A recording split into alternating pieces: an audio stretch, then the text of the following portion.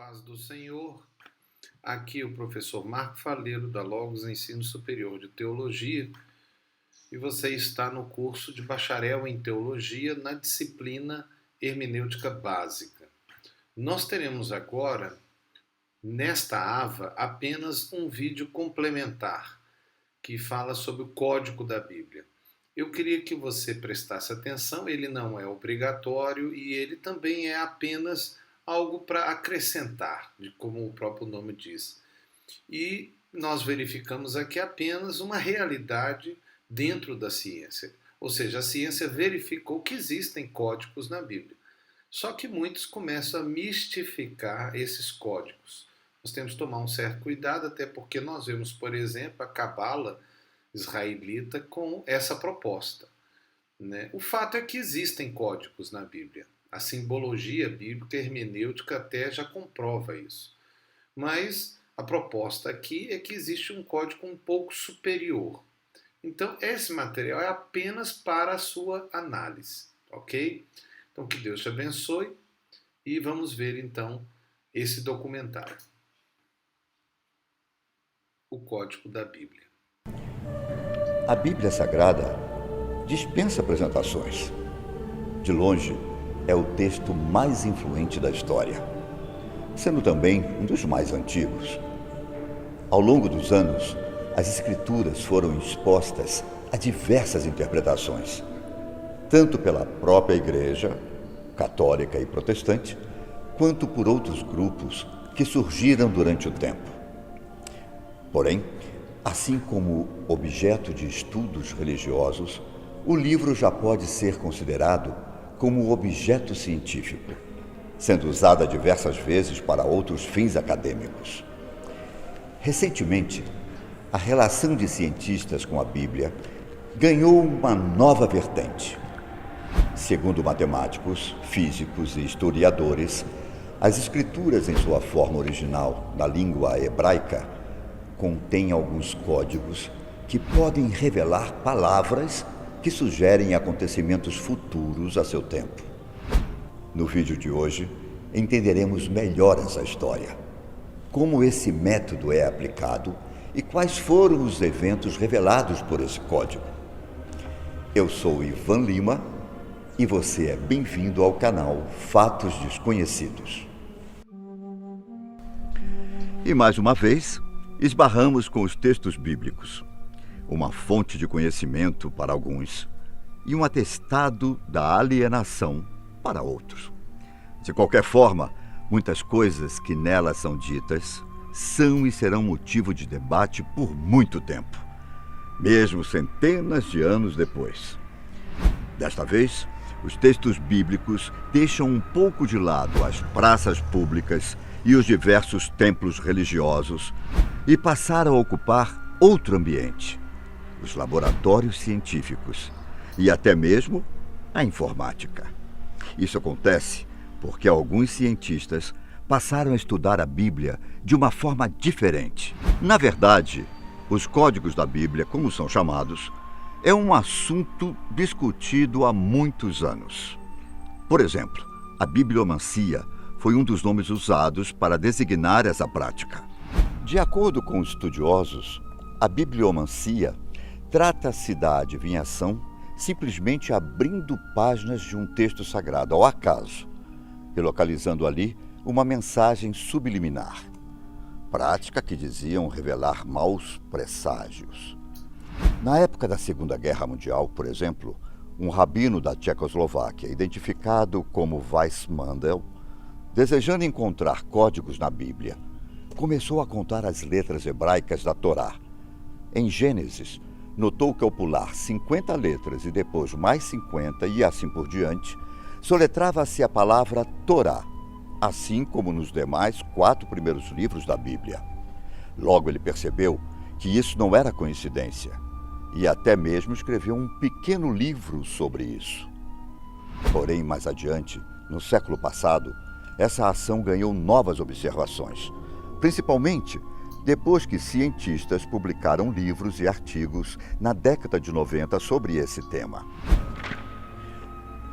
Esse artigo, apresentado pela revista como um quebra-cabeça extremamente complexo, apresentou uma abordagem baseada na sequência de letras equidistantes, que, segundo eles, poderia provar um pequeno grupo de palavras relacionadas que apareceriam em estreita proximidade uma da outra no código.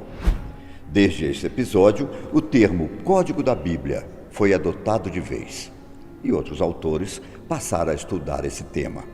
Foi então que, em 1997, o jornalista Mikhail Drosnin, que já vinha estudando esse conteúdo e usando métodos parecidos para buscar novas previsões, lançou um livro com esse mesmo nome, O Código da Bíblia, que popularizou de vez esse assunto.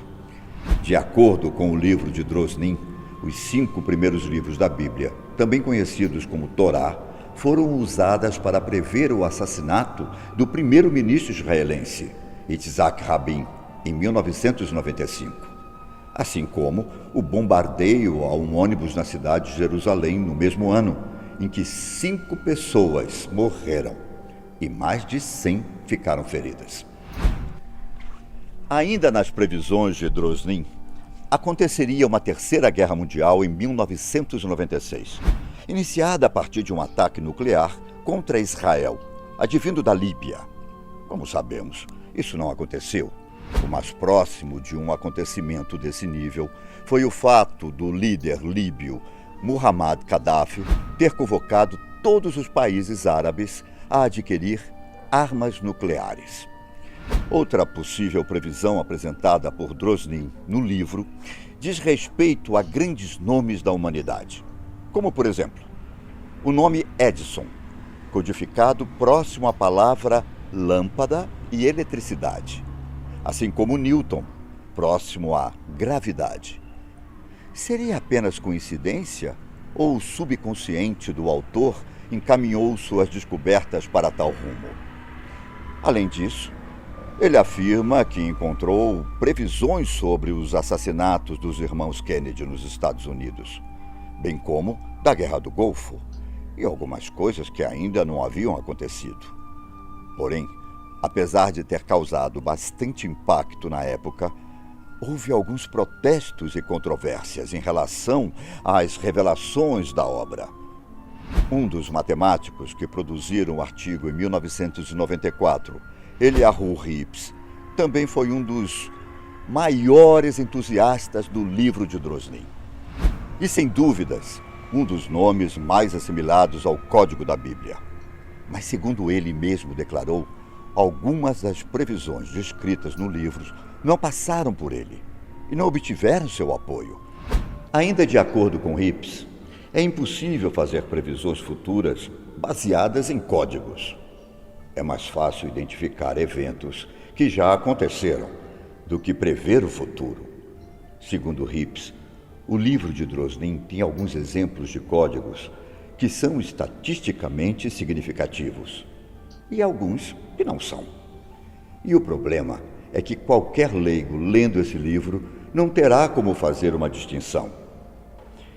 Mesmo depois desse episódio, Rips não colocou em xeque as previsões que os códigos podem fazer. Segundo ele, a única conclusão que pode ser tirada da pesquisa científica sobre os códigos da Bíblia é que eles existem e que eles não são uma mera coincidência. De acordo com os estudiosos desse tema, algumas palavras e nomes surgiam próximos uns dos outros, apenas por acaso, não sendo possível prever o futuro de forma exata, pois não dá para saber quais são acidentes e quais não são. Mas o que são esses códigos? E como eles são decodificados? Como já dissemos, a ciência entrou de vez nesse assunto. E o método usado para que os cientistas cheguem às suas conclusões é a sequência de letras equidistantes, ou SLE.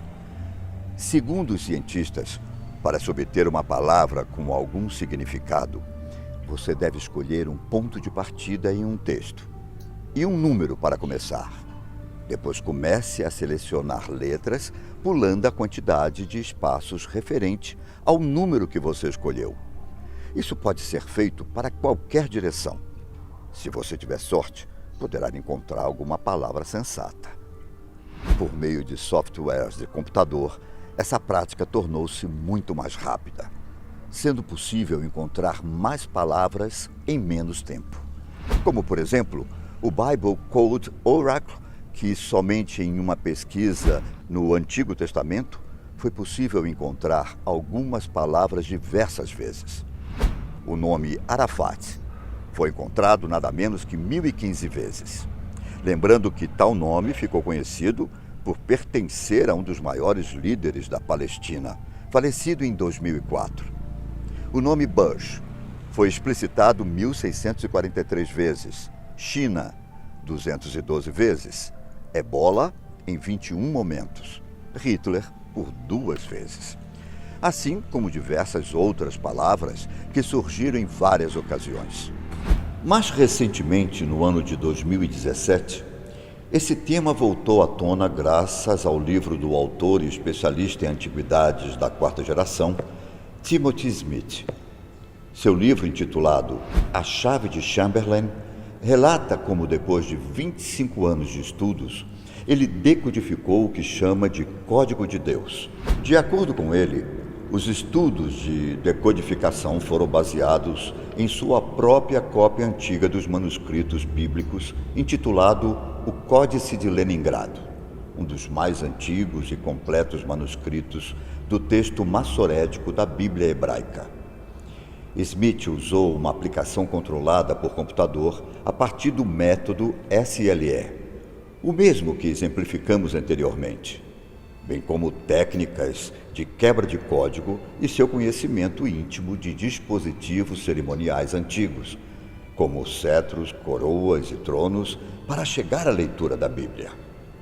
Dentre as descobertas de Smith, ele afirma ter encontrado informações detalhadas sobre o nascimento, crucificação e ressurreição de Jesus, em uma passagem do livro de Gênesis.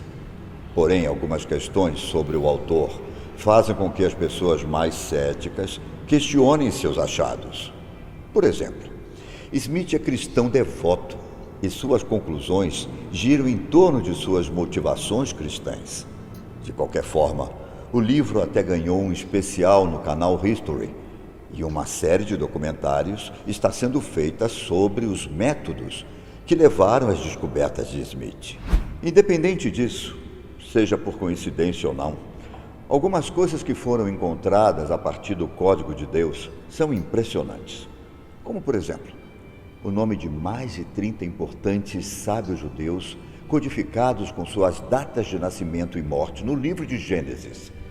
Além disso, há registros acadêmicos de que antigos escritores da Bíblia, como Mateus, usaram conscientemente padrões numéricos e códigos em suas composições. Como escreve o Dr. Randall Budd, diretor do Departamento Bíblico e um professor da Universidade Hebraica de Jerusalém. Mas caso você ache que não exista nenhum padrão bíblico e que essa teoria é somente uma grande coincidência em meio às probabilidades, temos também alguns autores que discorrem sobre isso. Por exemplo, o cientista da computação australiano, Brendan McKay, apresentou uma tabela de previsões de assassinatos usando o texto de Moby Dick. Segundo ele, esses padrões se encaixam em qualquer texto. Basta você aplicá-lo e encontrará palavras que, dependendo do contexto, virão a fazer sentido. Agora queremos saber de você. Acredita que esses códigos são possíveis? E o que mais a Bíblia, mesmo depois de tanto tempo em uso, pode nos esconder? Deixe nos comentários o que você achou do vídeo de hoje. Eu vou ficando por aqui. E até o próximo vídeo. Tchau!